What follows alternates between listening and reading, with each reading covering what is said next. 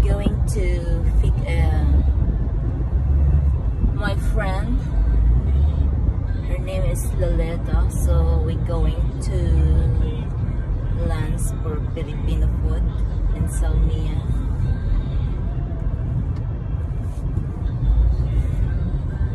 Because Eat All You Can there is only 1.5 dinar, the price for the food, and eat all you can.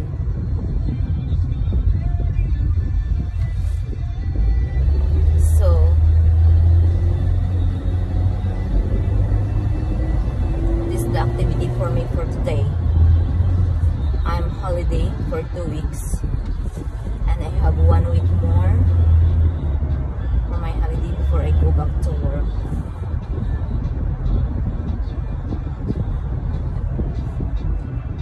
So I'm here in Mabola now, Block 2, to pick Loleta. It's not traffic, it's Friday. It's not working day, it's holiday here in Kuwait. It's weekend.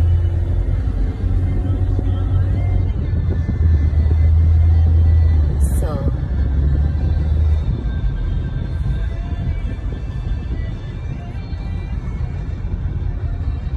continue. I'm near with the house of Loleta.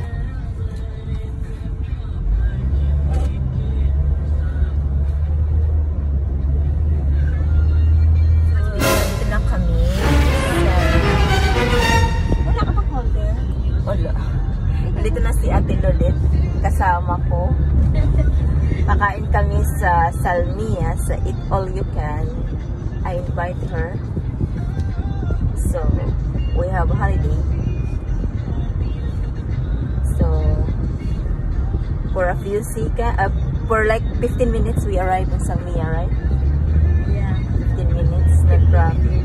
So against no traffic. Yeah. Very morning. And dito kami sa Old Souk, Salmia, going to Bahay Kubo. Bahay Kubo restaurant.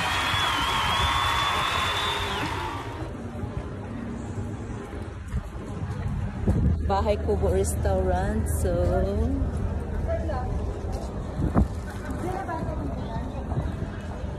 we will see what's the food there. Also Eat All You Can. Ano to dito? Ayun ko. Ano yan? Ah, ito yung dito tayo. Alika dito tayo.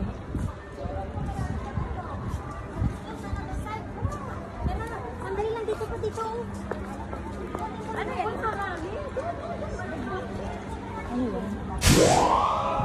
Ito yung Old Souk. Old Souk Salmia. Nakita mo siya. Maraming mga Pilipino. Ha? Ano yan? Hindi ko alam kung anong nahanap nila. Ha? Ito yung mga pagkain Pilipino. Hindi yan. Ano yan? Quick, hindi yan. Pagkain quick. Ano yung pagkain kanto? Pagkain kanto. Hindi, mayroon dito, ti. Ito yung soup. Oo.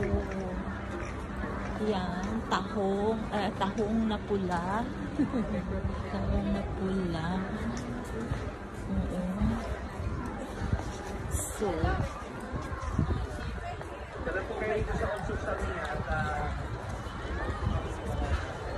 yan. Ito na yung Old Souk, guys. Maganda na. Most of the people are expat.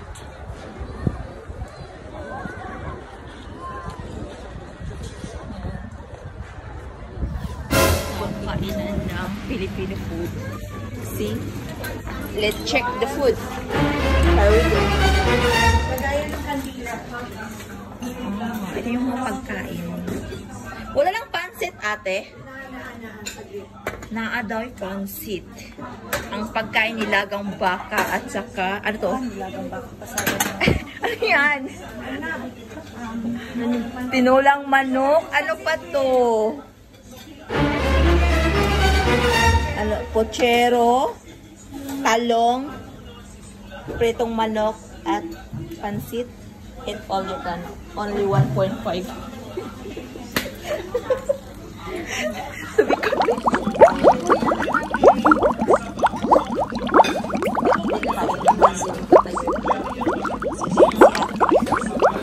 Ito guys, kumakain si Ate Lolita.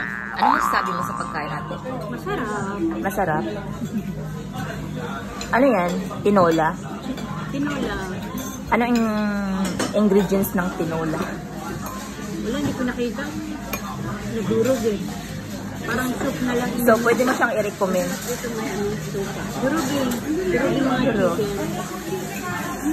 So guys, kumain kayo dito sa Bahay Kubo. Mura lang at saka pangmasa ang pagkain. Diba? Every Friday, eat all you can. Tama. Pagkain Pilipino sa Salmia. Parang Pilipinas lang. Ganda lang.